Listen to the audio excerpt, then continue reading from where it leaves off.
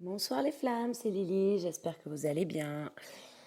Ce soir, je vous fais un podcast pour parler du travail et du parcours. Euh, j'ai plein de choses à vous dire. Déjà, je voudrais faire un point sur le travail sur soi, parce que j'ai beaucoup de personnes en consultation euh, qui me disent comment on fait pour travailler. Et donc, je voulais faire un point avec vous là-dessus, parce que le travail sur soi, il est assez exigeant.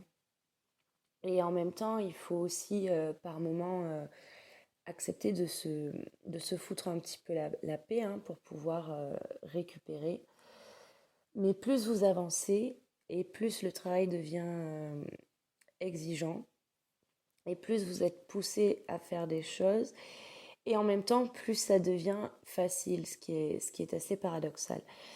Je vous explique. Alors, en premier, euh, vous allez faire un espèce de bilan de où vous en êtes, euh, de, de vous, de votre lien, certes, puisque ça en fait partie, mais on va se focaliser sur vous et vous devez vous focaliser sur vous.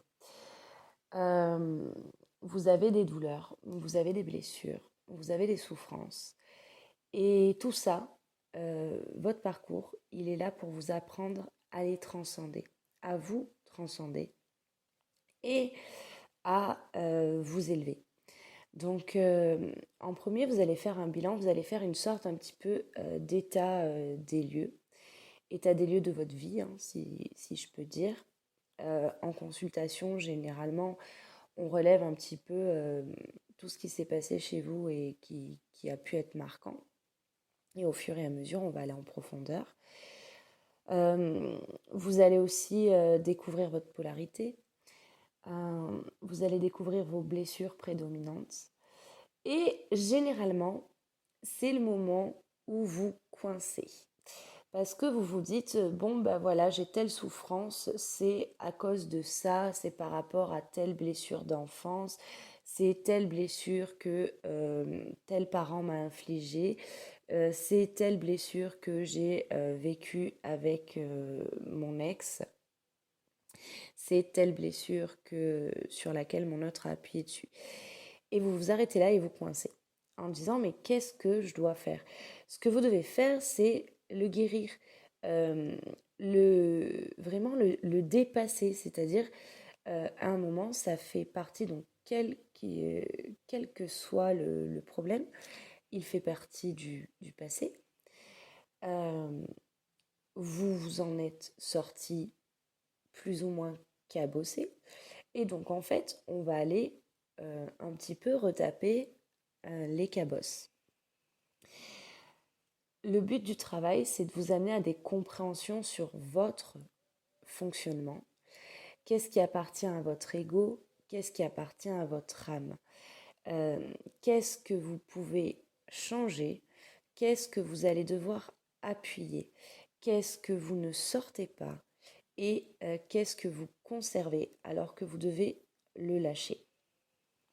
Ce travail, ces compréhensions, vous amènent à une forme de plan d'action, je dirais.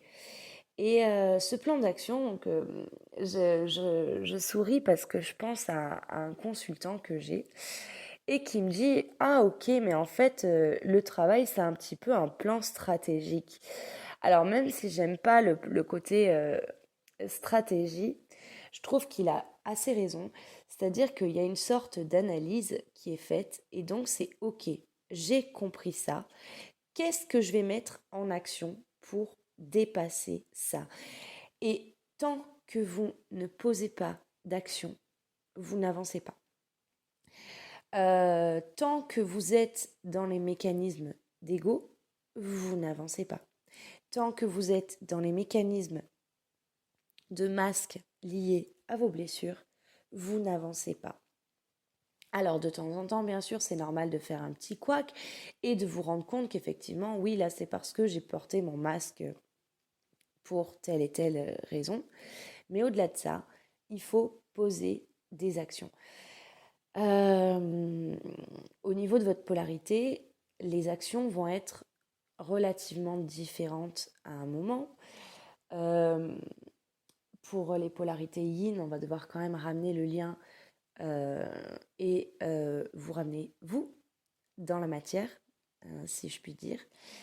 Et vous allez devoir vous incarner pleinement. Pour les personnes qui sont yang, qui sont des personnes très terre à terre et très dans la matière et très dans l'action, on va ramener un petit peu plus de poussière d'étoiles, j'ai envie de dire, pour pouvoir vous permettre d'avancer aussi. À côté de ça, les actions, donc moi je le vois par rapport aux consultations que j'ai, les actions que vous avez à mener, vous les connaissez au fur et à mesure par rapport au suivi, et ensuite aussi par rapport à votre intuition, par rapport aux guidances aussi que vous pouvez suivre, si vous comprenez aussi le mécanisme des guidances, c'est-à-dire que très souvent, vous regardez beaucoup des guidances collectives, hein, j'en fais moi-même des guidances collectives et j'en regarde de temps en temps quelques-unes encore, ça m'arrive quand il y en a une qui m'appelle. Et donc on va vous donner des informations dans ces guidances, vous allez vous reconnaître, mais vous n'allez pas actionner derrière ce que vous avez à actionner. Et aujourd'hui, vous avez un réel problème par rapport à ça, parce que tant que vous ne posez pas d'action, vous n'avancez pas et vous faites des boucles répétitives au lieu de faire une spirale qui s'élève. Et c'est sympa de faire des cercles et de faire toujours le même cercle, mais au bout d'un moment, vous vous fatiguez, vous n'en pouvez plus. Et surtout, quand vous êtes dans le même cercle, toujours le même cercle, et que c'est pas une spirale, hein, qu'il n'y a pas d'avancée, vous allez être absolument accablé par le doute. Vous allez être absolument accablé par votre ego qui va venir vous piquer. Et vous allez avoir tendance à remettre vos masques et à essayer aussi un petit peu de fuir le lien. Vous êtes pas mal dans ce cas-là, vous êtes pas mal aussi à vous flageller euh, ou même, je dirais, à vous positionner en victime. Donc, ça m'amène à un deuxième point. Je voudrais refaire un point sur le parcours flamme jumelle. Le parcours flamme jumelle, il est très exigeant. Ça, je continuerai à le dire parce que c'est la vérité. Mais c'est un parcours de libération. Alors, excusez-moi pour la vibration, j'ai mon alarme qui sonne. Excusez-moi. Oui, c'est un parcours de libération. Et c'est un parcours qui, au fur et à mesure, va vous mettre en joie. Ça ne veut pas dire que, au fur et à mesure des étapes, selon la durée du parcours, que vous n'allez pas vous ramasser sur des étapes, hein. Au contraire, vous allez vous ramasser copieusement et souvent. Mais au moment où vous allez vous ramasser, vous allez vous rendre compte qu'en fait, vous avez avancé déjà. Et surtout, vous allez positionner des actions. Vous allez avoir la compréhension directement et vous allez poser vos actions. Vous allez euh, vous affirmer.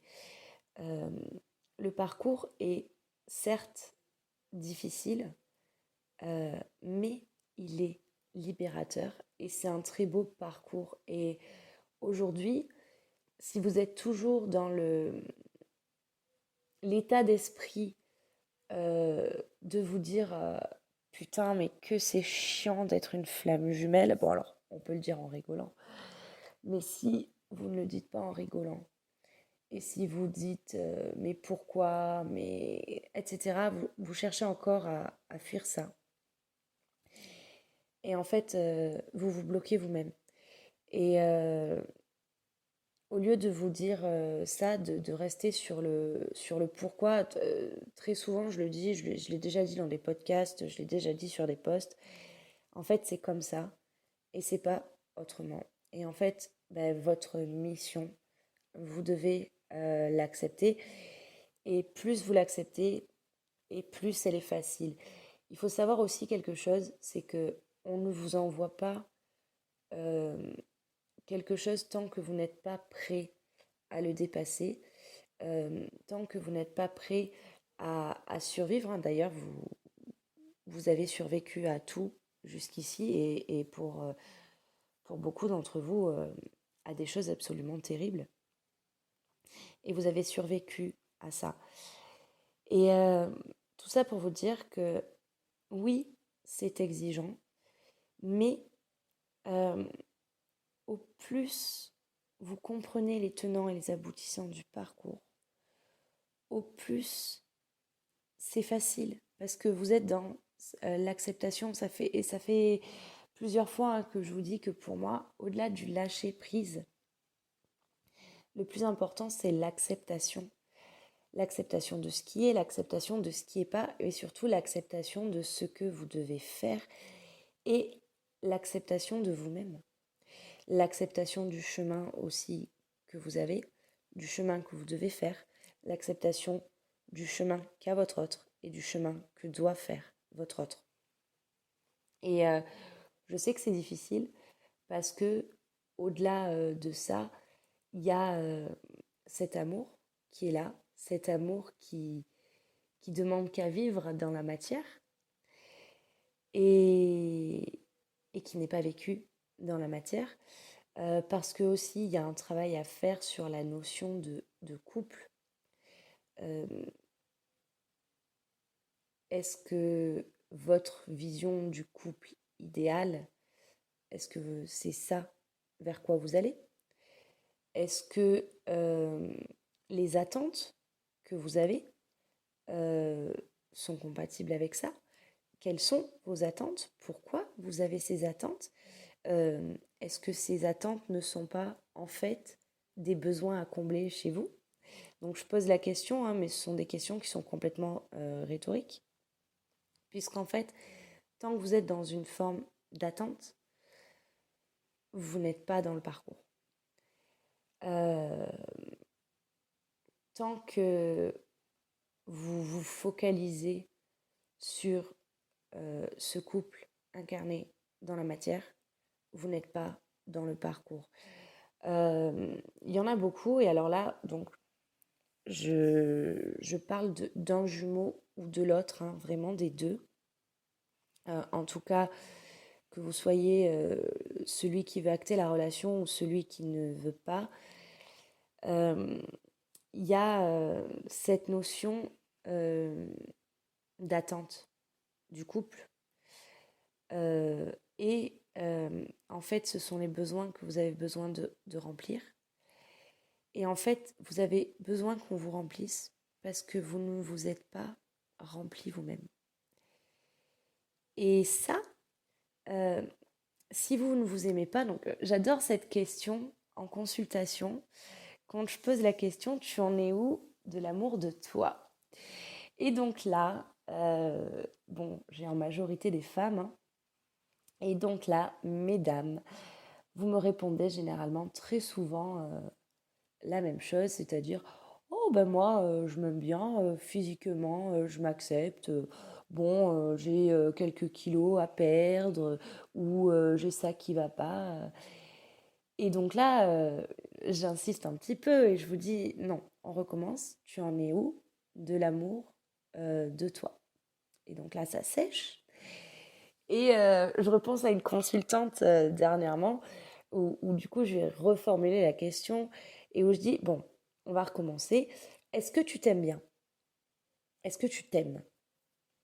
Et là, attends, oh, bah si, quand même.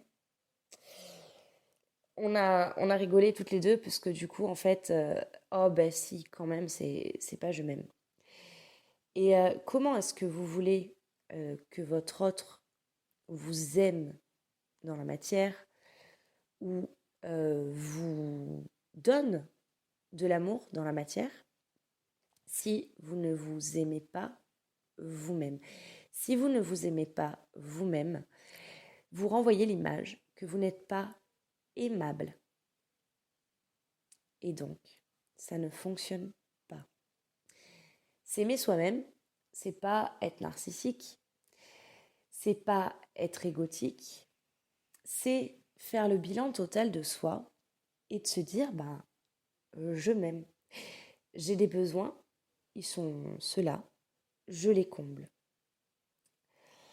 Euh, c'est reconnaître vos valeurs.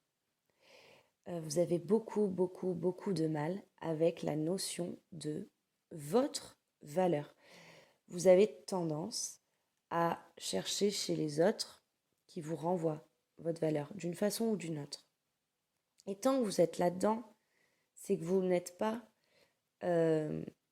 sûr de votre valeur. C'est vous savez que vous l'avez au fond de vous, mais les gens ne le voient pas. Et alors si les gens ne le voient pas, c'est qu'en fait, il doit y avoir un problème chez moi.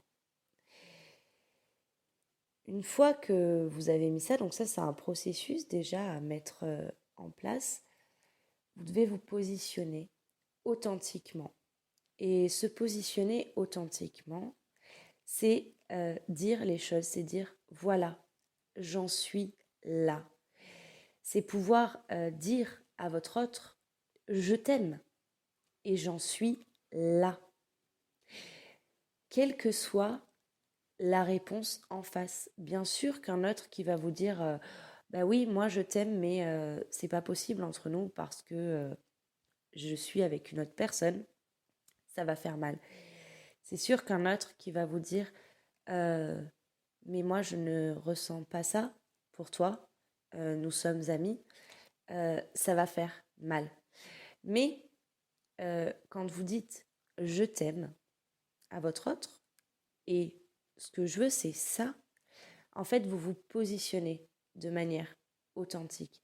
Il n'y a pas de faux semblant. Il n'y a pas de mensonge derrière lequel on peut se cacher. De la même façon, j'en ai pas mal parmi vous qui sont en couple, qui sont dans un couple dysfonctionnel, qui le savent, mais qui n'arrivent pas à quitter et qui ont leur autre qui peut être en couple ou qui ne l'est pas, hein, selon les cas. Et en fait, c'est pareil, c'est vous pouvez pester parce que votre lien n'avance pas et parce que votre vie n'avance pas. Mais vous avez eu les infos, vous avez eu les compréhensions. Et ce qu'on vous demande, c'est de vous poser authentiquement. C'est-à-dire, aujourd'hui, je suis dans quelque chose de dysfonctionnel, je suis dans quelque chose qui ne me comble pas, je le sais, je ne reste pas. Si vous restez parce qu'il y a de l'amour, c'est une chose et c'est un chemin. Attention, hein. Je ne suis pas en train de vous dire que vous devez tous vous séparer, hein. Mais je parle vraiment pour les personnes qui savent pertinemment qu'elles n'aiment pas leur conjoint, qu'elles ne l'aiment plus et qu'elles aiment ailleurs, qu'elles aiment leur autre. Comment est-ce que vous voulez avancer sur votre chemin et sur votre lien si vous n'êtes pas authentique? Je vous parle de ça, c'est quelque chose que moi j'ai vécu. Et c'est quelque chose que, au moment où j'ai réalisé que je n'aimais pas mon conjoint et que je ne...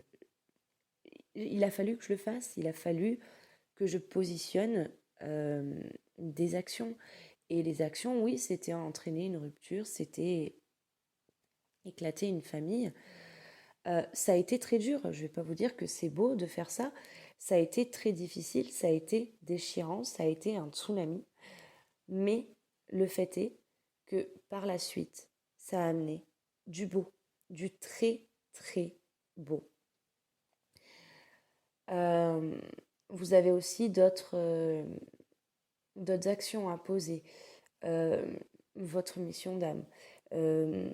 Certains disent que c'est forcément du domaine du thérapeutique et du spirituel. Moi, je ne suis pas d'accord avec ça. Je vous l'ai déjà dit, si ça résonne chez vous, oui. Si ça ne résonne pas chez vous, et donc il ne faut pas que ça résonne depuis 5 minutes, hein. C'est quelque chose qu'au final, vous avez toujours plus ou moins su. Si ça ne résonne pas chez vous, c'est que ce n'est pas fait pour ça et que vous avez d'autres choses à faire. Ce que je sais par contre, en revanche, c'est qu'au niveau des missions d'âme, elles ont toutes un lien à voir avec le bien-être des personnes, de l'humain, je dirais, mais pas forcément euh, de la façon thérapeutique. Je pense à cette consultante qui peut-être se reconnaîtra et qui, elle, a une mission d'âme qui est liée avec le féminin sacré euh, et qui est liée avec la reconstruction de l'image de la femme et qui est à des milliers de kilomètres euh, du thérapeutique, pour autant. Donc il y a aussi ça. Il y a aussi euh, votre intuition. Et donc là, par rapport à l'intuition, je voudrais vous expliquer quelque chose parce que, pareil, j'ai eu des consultations où j'ai eu des personnes qui étaient dans le doute le plus total par rapport à leur intuition parce que elles ont eu un message et en fait, ce n'est pas arrivé. Il faut savoir que c'est un processus qui est long. Par exemple, moi, en l'état aujourd'hui, je suis en train de vivre quelque chose. J'ai eu les messages, euh, les premiers messages en janvier par rapport à ça. J'en ai eu d'autres par la suite et en fait, tous se recoupent. Et donc, aujourd'hui, euh, l'étape qui pourrait paraître difficile à franchir pour moi, elle est plus sereine. Je suis dans l'acceptation et la foi parce que justement j'ai eu toute cette intuition avant et je sais que ce n'est qu'une étape. De la même façon, pour les personnes qui ont des étapes difficiles en ce moment, vous êtes pas mal, rappelez-vous que ce n'est qu'une étape. Positionnez-vous de manière authentique. Voyez ce que vous apprenez, ce que vous êtes là pour apprendre. Et voyez, vous avez normalement forcément aussi les pistes à suivre pour la suite, les pistes de travail. Il y a autre chose que je voulais vous dire. Euh, pour ceux qui ne sont pas en lien avec leurs jumeaux et qui ont des guidances où on leur dit ça va se faire. Euh, Votre jumeau, par exemple hein, je prends un exemple, que vous le ressentiez hein, aussi hein, dans la 5D ou quoi, votre jumeau va avancer. Euh, Déjà, bon, faut faire attention si c'est pas de la mentalisation, parce que des fois le mental nous joue un petit peu des tours par rapport à ça. Si c'est pas de la mentalisation, il faut savoir que ça ne va pas être en 5 minutes. Ça peut prendre des mois.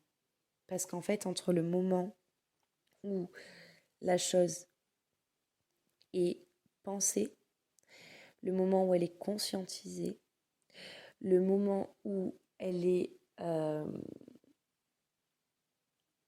projetée et le moment où elle est actée, il peut se passer beaucoup de temps. Et en fait, ça vous appartient pas.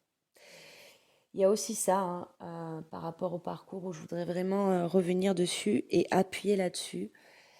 Euh, le chemin de votre autre ne vous appartient pas, tout comme votre chemin n'appartient pas à votre autre. Concentrez-vous sur votre chemin, concentrez-vous que sur vous. Et votre entourage, il y a beaucoup d'épuration à faire par rapport à l'entourage.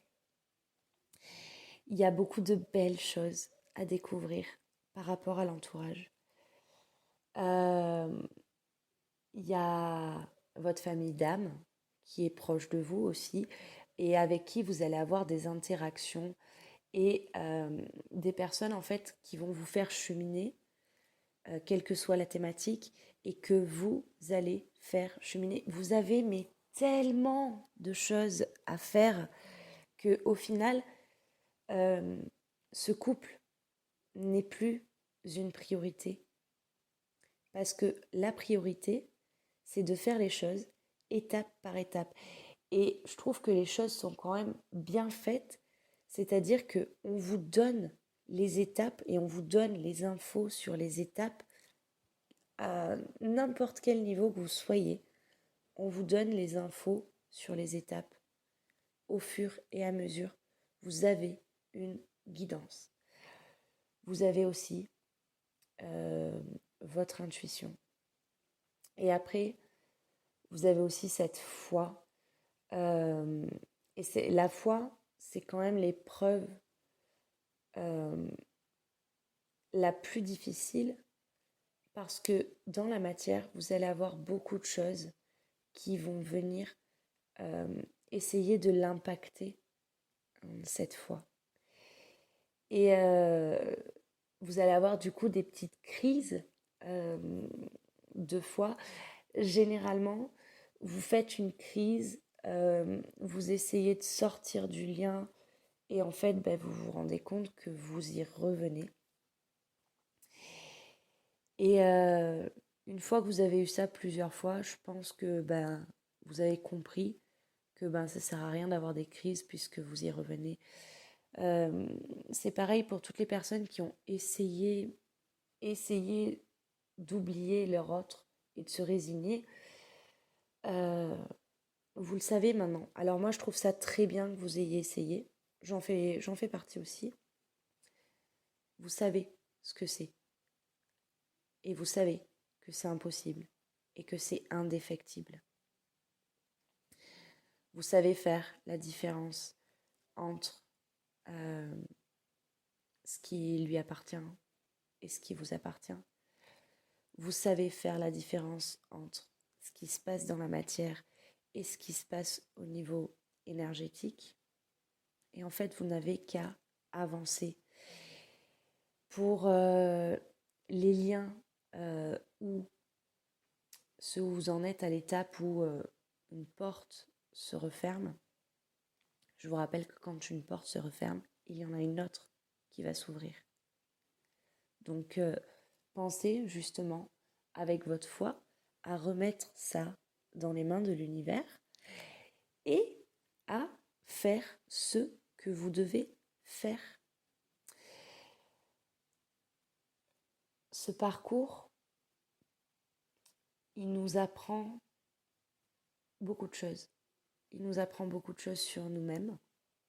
Il nous apprend beaucoup de choses sur l'humain. Il nous apprend beaucoup de choses sur tout ce qui est imperceptible et impalpable. Ce parcours, c'est un révélateur. Et certes, il y a un moment où c'est souffrant et où c'est difficile. Mais au fur et à mesure, vous évoluez et vous avancez et vous acceptez et vous avez des choses pas cool qui arrivent parce que ça, c'est le quotidien de tout le monde. Et en fait, vous continuez à avancer en disant ok, là c'est cette étape, là j'ai ça à dépasser. Je dépasse ça, j'avance. Ce parcours, il est là pour que vous vous transcendiez. Se transcender, c'est donner le meilleur de soi-même. C'est pas donner plus que ce que vous êtes capable, c'est donner le meilleur de soi-même. Pourquoi est-ce que le parcours est long? Parce que ça ne se fait pas en un claquement de doigts. Ça se fait par étapes parce qu'en fait, vous faites au fur et à mesure que ce que vous n'êtes capable de faire au fur et à mesure. Et c'est pour ça que c'est long. Et c'est pour ça qu'il y a cet effet de spirale évolutive ou de cercle quand on est bloqué. Quand on fait un cercle, qu'on est bloqué, c'est parce qu'on n'a pas trouvé la clé.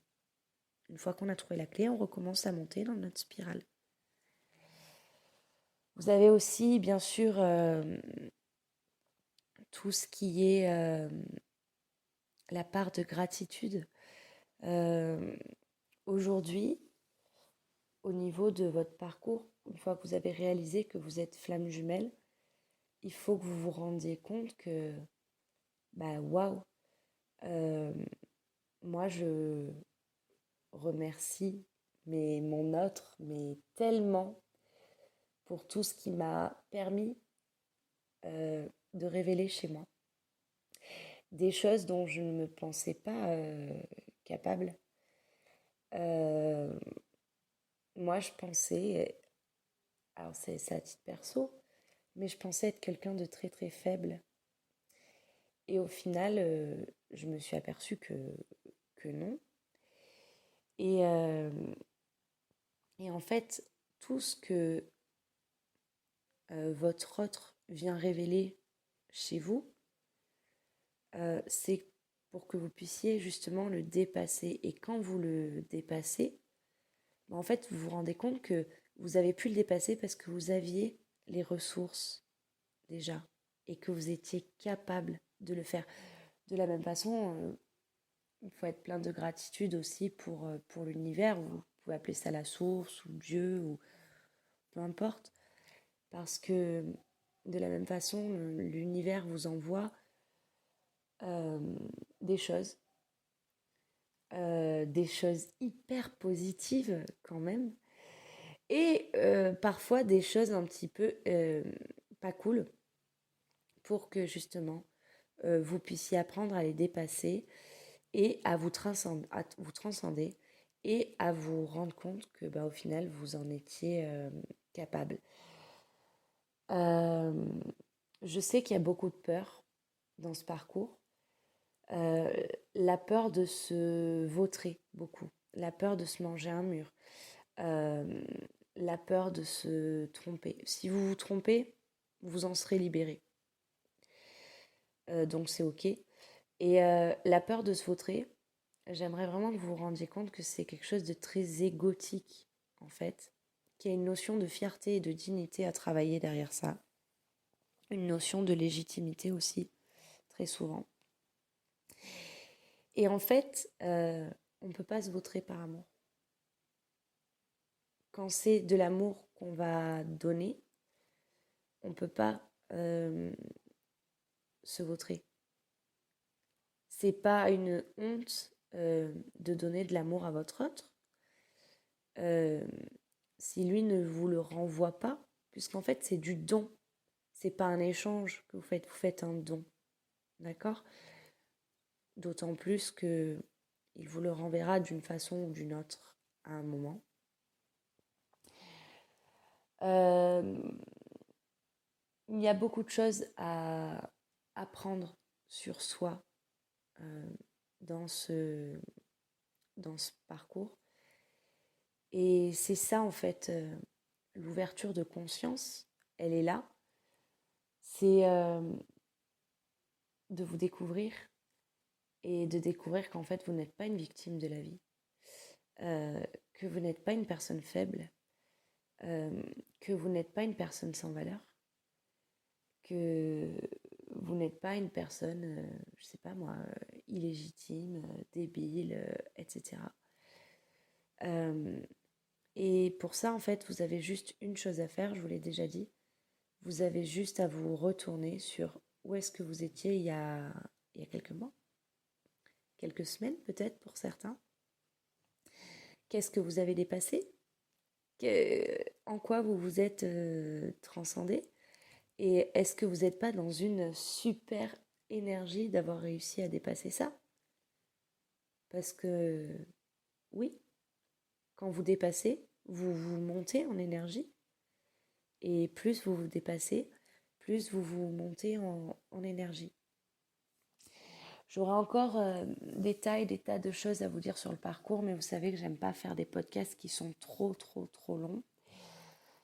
Je vous rappelle qu'on peut travailler ça en séance de travail, en suivi, qu'on peut travailler aussi avec des soins énergétiques personnalisés et que si vous avez besoin d'aide et de pistes au niveau des guidances parce que vous n'avez pas accès à votre propre guidance ou que vous voulez être sûr, etc. On travaille aussi tout ça en guidance, donc vous avez la possibilité de me contacter pour prendre donc soit une prestation au choix, soit alors on peut faire aussi un forfait si vous en ressentez le besoin où on va aller taper dedans. Je vous rappelle aussi qu'il y a des nœuds karmiques, que le karma des vies antérieures, tout comme le karma transgénérationnel d'ailleurs, s'inscrit dans la matière et que donc moi j'en ai fait ma spécialité, hein, j'adore tout ce qui est karma. Et je vous rappelle aussi que si vous êtes flamme jumelle, ce n'est pas pour rien que vous avez choisi votre incarnation et que du coup, si vous résistez à ça, ben vous allez souffrir.